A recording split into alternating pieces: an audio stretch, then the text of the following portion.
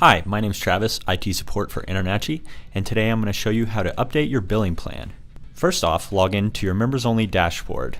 Next, scroll down to the left-hand side where you see the billing option. From here, you're able to view your receipts for past billing or view your current billing and update your billing plan.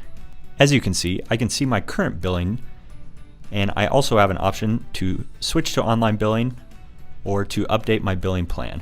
Here, you'll have an option to set up a monthly billing plan for $49 a month or a yearly billing plan for $499 a year. Next, you simply need to enter your card information, agree to the terms, and click the Start Billing button. You also have the option to pay by e-check.